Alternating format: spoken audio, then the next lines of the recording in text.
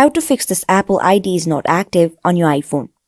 If you're struggling with the same problem, don't worry, as we have brought you some simple tricks and tips on how you can fix that. Firstly, what you have to do is you have to go and tap on your settings.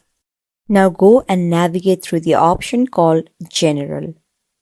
Now tap on Software Update and make sure to see that your software is updated up to date, because when you update your software, it will fix so many issues on your phone. Similarly, go back and scroll down on your phone and tap on Transfer or Reset iPhone.